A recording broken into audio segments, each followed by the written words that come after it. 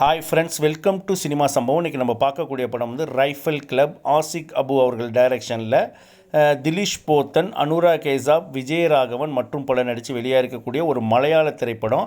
ஆனால் இதோட நெட்ஃப்ளிக்ஸில் தமிழ் டப்பிங் அவைலபிளாக இருக்குது. ஆசிக் அபுவே இதுக்கு சினிமோட்டோகிராஃபியும் பண்ணியிருக்கிறாரு. ரெக்ஸ் விஜயன் மியூசிக் பண்ணியிருக்கிறாங்க. ஸோ இது வரைக்கும் நம்ம சேனலை சப்ஸ்கிரைப் பண்ணாமல் இருந்தீங்கன்னா கொஞ்சம் சப்ஸ்கிரைப் பண்ணி நமக்கு சப்போர்ட் பண்ணுங்கள் ஃப்ரெண்ட்ஸ். வாங்க இந்த படத்தோட நம்ம ஒன்லைன் என்னன்றதை பார்ப்போம். படத்தோட ஒன்லைன் என்னன்னா, இந்த ரைஃபிள் கிளப்புங்கிறது ஒரு பாரம்பரியமான கிளப்பு. இது வந்து கேரளாவோட அடர்ந்த வனப்பகுதியில் இருக்குது. அதோட லொக்கேஷனே ரொம்ப அருமையாக இருக்கும்.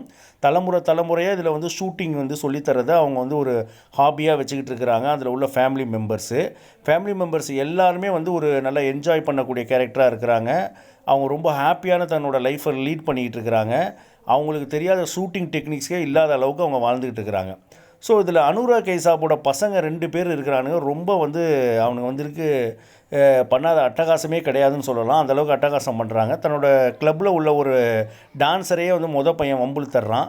அதனால் அந்த டான்ஸரோட லவ்வர் வந்து அவனை அடிக்க போய் பையன் வந்து செத்து போயிடுறான்.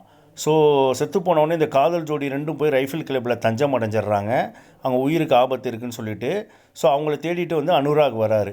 ஸோ அதுக்கு பிறகு என்ன ஆணுச்சு அப்படிங்கிறது தான் மீதி கதையாக கொண்டு போயிருக்கிறாங்க.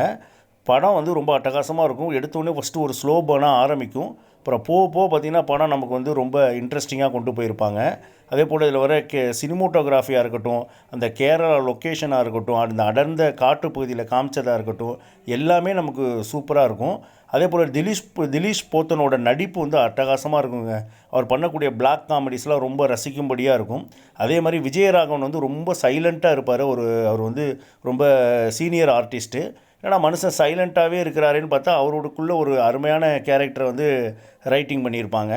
ஸோ இது மாதிரி எல்லா தரப்பு ஆடியன்ஸாலையும் ரசிக்கக்கூடிய படம். படத்தில் உள்ள ஒரே ஒரு ட்ராபேக் என்னென்னா, இந்த படத்தில் வந்து சாங் வச்சுருப்பாங்க. அந்த சாங் வந்து நமக்கு ரசிக்கும்படியாக இல்லை. அது நமக்கு வந்து இந்த திரைக்கதையை வந்து நமக்கு போர் அடிக்க செய்கிற மாதிரி தான் இருக்குது. சாங்கை மட்டும் கட் பண்ணியிருந்தாங்கன்னா இந்த படம் ஒரு ஹாலிவுட் தரத்துக்கு இணையான படமாக இருக்கும். மற்றபடி இந்த படம் அனைத்து தரப்பு ஆடியன்ஸுக்கும் கண்டிப்பாக பிடிக்கும். ஸோ கண்டிப்பாக டைம் கிடைச்சா பாருங்கள்.